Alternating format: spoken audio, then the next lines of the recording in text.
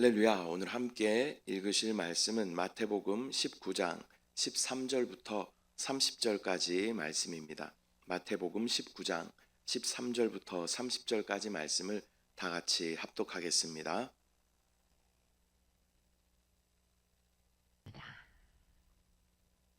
그때의 사람들이 예수께서 안수하고 기도해 주심을 바라고 어린아이들을 데리고 오매 제자들이 꾸짖거늘 예수께서 이르시되 어린아이들을 용납하고 내게 오는 것을 금하지 말라. 천국이 이런 사람의 것이니라 하시고 그들에게 안수하시고 거기를 떠나시니라. 어떤 사람이 주께 와서 이르되 선생님이여 내가 무슨 선한 일을 하여야 영생을 얻으리이까? 예수께서 이르시되 어찌하여 선한 일을 내게 묻느냐? 선한 이는 오직 한 분이시니라. 네가 생명에 들어가려면 계명들을 지키라. 이르되 어느 계명이오니이까? 예수께서 이르시되 살인하지 말라, 간음하지 말라, 도둑질하지 말라, 거짓 증언하지 말라, 내 부모를 공경하라, 내 이웃을 내 자신과 같이 사랑하라 하시는 것이니라.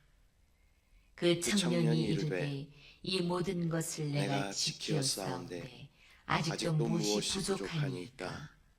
예수께서 이르시되 내가 온전하고자 할진대 가서 내 소유를 팔아 가난한 자들에게 주라. 그리하면 하늘에서 보화가 내게 있으리라. 그리고 와서 나를 따르라 하시니 그 청년이 재물이 많음으로 이 말씀을 듣고 근심하며 가니라. 예수께서 제자들에게 이르시되 내가 진실로 너희에게 이르노니 부자는 천국에 들어가기가 어려우니라. 다시 너희에게 말하노니 낙타가 바늘귀로 들어가는 것이 부자가 하나님의 나라에 들어가는 것보다 쉬우니라 하시니 제자들이 듣고 몹시 놀라 이르되 그렇다면 누가 구원을 얻을 수 있으리까? 예수께서 그들을 보시며 이르시되 사람으로는 할 수 없으나 하나님으로서는 다 하실 수 있느니라. 이에 베드로가 대답하여 이르되 보소서 우리가 모든 것을 버리고 주를 따랐사온데 그런즉 우리가 무엇을 얻으리이까? 예수께서 이르시되 내가 진실로 너희에게 이르노니 세상이 새롭게 되어 인자가 자기 영광의 보좌에 앉을 때에 나를 따르는 너희도 12 보좌에 앉아 이스라엘 12 지파를 심판하리라. 또 내 이름을 위하여 집이나 형제나 자매나 부모나 자식이나 전투를 벌인 자마다 여러 배를 받고 또 영생을 상속하리라. 그러나 먼저 된 자로서 나중되고 나중된 자로서 먼저 될 자가 많으니라. 아멘. 할렐루야. 오늘은 마태복음 19장 13절부터 30절까지 말씀을 우리가 함께 읽었습니다. 오늘의 본문은 몇 가지 사건으로 구성되어 있습니다. 첫 번째는 어린아이들을 예수님께 데려오는 장면입니다. 그리고 두 번째는 부자 청년과 예수님께서 대화하시는 그러한 장면입니다. 그리고 세 번째는 이에 대한 제자들의 반응과 예수님의 약속을 기록하고 있습니다. 이 세 가지 이야기는 서로 분리된 그러한 사건이 아니라 하나님 나라에 들어가는 자의 마음과 태도를 연결해서 보여주는 그러한 말씀입니다. 어린아이 같은 단순한 믿음은 하나님 나라의 문을 여는 열쇠가 되는 것이고, 또 부자는 자신의 의로 절대 천국에 들어갈 수 없음을 말씀하십니다. 또한 결국 예수님은 하나님 나라의 가치가 세상의 가치와는 전혀 다르다라는 것을 오늘의 말씀을 통하여 가르쳐주고 계십니다. 먼저 13절 말씀, 사람들이 어린아이들을 그때에 사람들이 예수께서 안수하고 기도해 주심을 바라고 어린아이들을 데리고 오매 제자들이 꾸짖거늘. 사람들이 어린아이들을 예수님께 데려와 안수받게 하려고 합니다. 당시 사회에서 어린아이라고 하는 것은 대단히 가치가 낮은 그러한 약자인 것입니다. 하지만 그들의 순수함과 또 절대적인 의존하는 그러한 태도는 하나님 나라의 본질을 우리 가운데 보여주는 것입니다. 하나님께 나아가는 자는 스스로 의지할 것이 없는 자, 즉 나는 오직 전적으로 하나님만을 의지합니다. 이런 사람들이 하나님 나라에 들어가는 줄 믿습니다. 14절 예수께서 이르시되 어린아이들을 용납하고 내게 오는 것을 금하지 말라. 천국이 이런 사람의 것이니라 하시고, 제자들이 아이들이 예수님께로 다가오는 것을 막자 예수님은 그들을 꾸짖으시며 말씀하십니다. 어린아이들이 내게 오는 것을 금하지 말라. 천국이 이런 자들의 것이다. 예수님은 어린아이를 단순한 비유의 도구로 보시는 것이 아니라 그들의 마음속에 있는 겸손과 전적인 의지의 태도를 본받으라라고 말씀하시는 것입니다. 하나님 나라의 문은 지식이나 권력이 아니라 겸손한 믿음으로 열려진다라는 것을 저와 여러분이 반드시 기억해야 할 줄 믿습니다. 15절 그들에게 안수하시고 거기를 떠나시니라. 예수님은 아이들에게 손을 얹고 축복하십니다. 이 장면은 예수님의 사역이 단지 가르침이 아니라 사람을 품고 또 회복시키는 사랑의 사역임을 다시 한번 보여줍니다. 그분은 작고 보잘것없는 그러한 어린아이들을 결코 외면하지 않으시는 분이십니다. 16절 어떤 사람이 주께 와서 이르되 선생님이여 내가 무슨 선한 일을 하여야 영생을 얻으리이까. 이어서 한 부자 청년이 와서 영생을 얻으려면 내가 무엇을 해야 됩니까? 라고 질문합니다. 그의 질문은 겉으로 보기에는 경건한 것처럼 보입니다. 그러나 실상은 행위로 구원을 받을 수 있다라는 전제에서 질문하고 있는 것입니다. 그는 영생을 선물로가 아니라 조건부, 내가 무엇을 하면 하나님께서 그것에 대한 보상으로 준다라고 생각했던 것입니다. 17절 예수께서 이르시되 어찌하여 선한 일을 내게 묻느냐. 선한 이는 오직 한 분이시니라. 내가 생명에 들어가려면 계명들을 지키라. 예수님은 어찌하여 선한 일을 내게 묻는가라고 말씀하시면서 청년의 시선을 자기 행위에서 하나님께로 돌리고자 하십니다. 선함의 기준은 인간이 아니라 하나님께 있는 것입니다. 우리의 선과 악, 우리의 도덕, 윤리가 기준이 아니라 하나님 보시기에 선하면 그것은 선인 것이죠. 율법의 목적은 행위로 구원받게 하는 것이 아니라 하나님의 의로 이끌어가는 통로인 줄 믿습니다. 18절 19절 이르되 어느 계명이오니까. 예수께서 이르시되 살인하지 말라, 간음하지 말라, 도둑질하지 말라, 거짓 증언하지 말라, 내 부모를 공경하라, 내 이웃을 내 자신과 같이 사랑하라 하신 것이니라. 예수님은 10계명 중에 일부를 열거하십니다. 이것은 청년이 외적인 순종에는 이미 충실했음을 아시고 확인시켜 주시려는 그러한 의도였습니다. 그는 도덕적으로는 흠이 없는 그러한 사람처럼 보였습니다. 그러나 마음속 깊은 곳에는 여전히 자기 의와 또 물질적인 집착이 자리 잡고 있었습니다. 20절 그 청년이 이르되 이 모든 것을 내가 지켰사온데 아직도 무엇이 부족하니이까.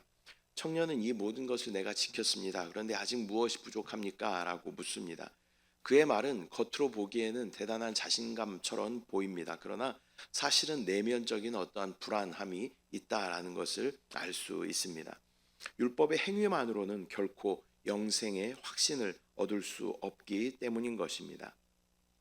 21절 예수께서 이르시되 내가 온전하고자 할진대 가서 내 소유를 팔아 가난한 자들에게 주라. 그리하면 하늘에서 보화가 내게 있으리라. 그리고 와서 나를 따르라 하시니. 예수님은 그에게 내 소유를 팔아 가난한 자에게 주고 나를 따르라 라고 말씀하십니다. 이 말씀은 단순히 너의 가진 모든 재산을 포기하라 라는 그런 명령이 아니라 하나님보다 더 사랑하는 무엇이 있다면 그것을 내려놓아야 한다라는 초대인 것입니다. 그의 문제는 돈이 아니라 주인의 자리를 차지하고 있는 물질이었습니다. 22절 그 청년이 재물이 많음으로 이 말씀을 듣고 근심하며 가니라. 그 청년은 재물이 많았기 때문에 근심하며 돌아가고 있습니다. 그 뒤로 이 청년에 대한 기록이 기록되어져 있지 않죠. 이 구절은 인간이 얼마나 쉽게 자기 의와 소유의 노예가 되는지를 보여주고 있습니다. 예수님을 따르는 길은 세상의 안정을 포기하는 그러한 일인 것입니다. 세상의 가치를 포기하고 예수님을 따를 때 우리는 우리의 최고의 가치가 예수님이십니다라는 그러한 믿음의 고백이 되는 것입니다. 23절 24절 예수께서 제자들에게 이르시되 내가 진실로 너희에게 이르노니 부자는 천국에 들어가기가 어려우니라. 다시 너희에게 말하노니 낙타가 바늘귀로 들어가는 것이 부자가 하나님의 나라에 들어가는 것보다 쉬우니라 하시니, 예수님은 부자가 천국에 들어가기가 어렵다라고 말씀하십니다. 이것은 부 자체의 문제가 아니라 소유에 대한 집착과 또 자기 자신을 의존하는 그러한 마음을 지적하신 것입니다.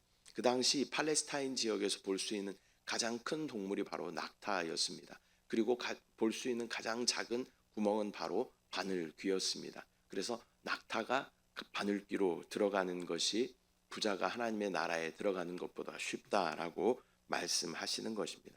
이 낙타가 바늘귀로 들어가는 것은 거의 불가능한 그러한 일이죠. 인간은 인간의 힘으로는 절대로 구원받을 수 없다라는 것을 우리 가운데 말씀하여 주십니다. 우리의 구원은 절대적으로 타력 구원입니다. 예수님에 의해서, 그 주의 보혈에 의해서만 우리는 구원받을 수 있는 줄 믿습니다. 25절 26절 제자들이 듣고 몹시 놀라 이르되 그렇다면 누가 구원을 얻을 수 있으리이까? 예수께서 그들을 보시며 이르시되 사람으로는 할 수 없으나 하나님으로서는 다 하실 수 있느니라. 이에 제자들이 놀라서 그렇다면 누가 구원을 얻을 수 있습니까? 라고 묻습니다. 예수님은 사람으로는 할 수 없지만 하나님으로는 다 하실 수 있다라고 말씀하십니다. 이 말씀은 구원은 전적으로 하나님의 은혜와 긍휼에 달려있다라는 것을 우리 가운데 보여주는 것입니다. 나의 열심으로, 나의 노력으로 절대 우리는 구원에 이를 수 없는 것입니다. 구원은 인간의 자격이 아니라 하나님의 자비와 긍휼에 달려있다라는 것을 우리는 반드시 기억해야 합니다. 27절 이에 베드로가 대답하여 이르되 보소서 우리가 모든 것을 버리고 주를 따라 싸운데 그런즉 우리가 무엇을 얻으리이까? 베드로는 우리는 모든 것을 다 버리고 주를 따랐는데 무엇을 얻겠습니까? 라고 묻습니다. 그의 질문은 대단히 솔직해 보입니다. 그러나 여전히 보상 중심적인 사고가 그에게 남아있는 것을 우리는 볼 수 있습니다. 예수님은 이런 제자들의 연약함을 책망하지 않으시고 그 마음을 천국의 관점으로 바꾸어 주십니다. 28절 예수께서 이르시되 내가 진실로 너희에게 이르노니 세상이 새롭게 되어 인자가 자기 영광의 보좌에 앉을 때에 나를 따르는 너희도 12 보좌에 앉아 이스라엘 12 지파를 심판하리라. 예수님은 세상이 새롭게 될 때 너희는 12 보좌에 앉아 이스라엘을 다스릴 것이다 라고 약속하십니다. 이것은 제자들의 헌신이 결코 헛되지 않음을 보증하는 그러한 말씀입니다. 이 땅에서 심은 것은 주님 오신 후에 반드시 그 열매를 거두게 되는 줄 믿습니다.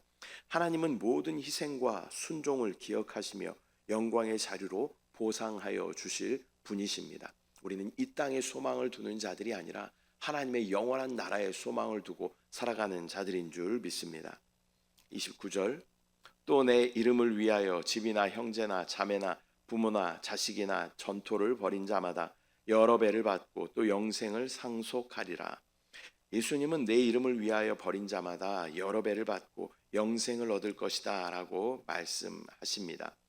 여기서 여러 배라고 하는 것은 문자적인 보상이 아니라 하나님과의 친밀한 교제 속에서 누리는 참된 만족을 의미하는 것입니다.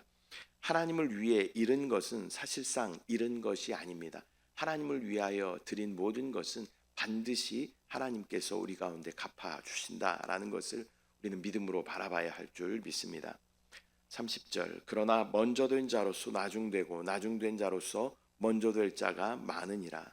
마지막으로 예수님은 먼저 된 자가 나중되고 나중된 자가 먼저 된 사람들이 많을 것이다 라고 말씀하십니다. 이것은 하나님 나라의 역전의 원리를 선언하시는 그러한 말씀입니다.